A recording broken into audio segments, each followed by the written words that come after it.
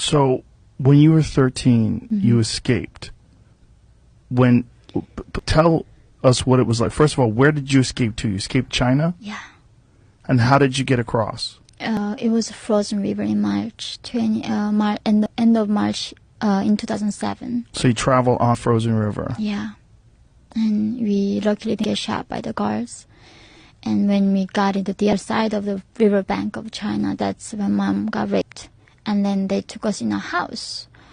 And they were like turning me around like a slave market, right? They checked my teeth and my body structure.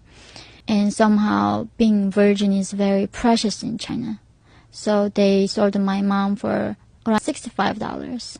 And it's 21st century. And they sold me less than $300. And they sold us separately. But the thing is, they didn't even try to force us. They were asking, if you don't want to be sold, you can go back to North Korea, right? And even North Korean regime doesn't punish me. I couldn't find food to eat. I was going to die anyway. Even if the regime doesn't kill me, the starvation was going to kill me. And for the first time, I remember that night at the trafficker's house, I saw a trash can. And I did not know what it was.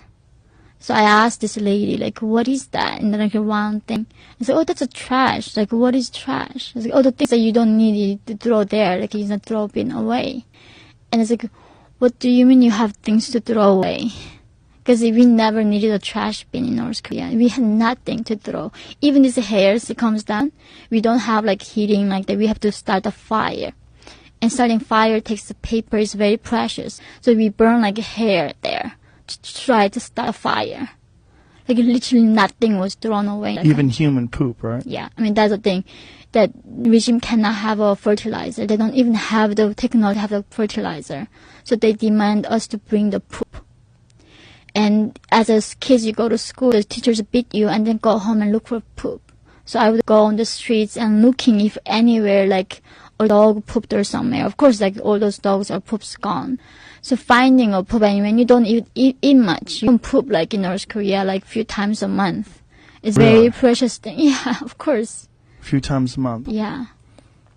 And it becomes very precious, and you have to give it over to the regime. Yeah. So that's nothing. It's being wasted. So do they have toilets, or do you go to the bathroom in outhouses? Oh, we have all outhouses. They're digging a hole. But we have to lock it because some people come and steal it. They come to steal poop? Yeah, it's a government quota. You get punished if you don't bring poop. Everything is punishment in that country.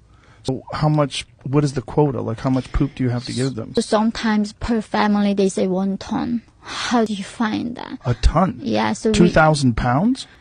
I do the kilograms, so like 1,000 kilograms, right? It's like a ton, 1 ton. So yeah, it's about right. So, yeah. 2,000. So per family, they give you the quota. So that's per year? Yeah. And then we have to bring them in usually January. So because the farming starts around March, so they have to, like in January they collect them and pile them up, and they started burying it. And then when the thaw happens, they start the farming process in the spring. And even then, you don't get any of the food that they're growing. No, it's a collective farm. So they take the 98% of the food to the regime, and then that 2% is spread among the elites who's running the farm. So you work entire year in the collective farm. You get nothing from it.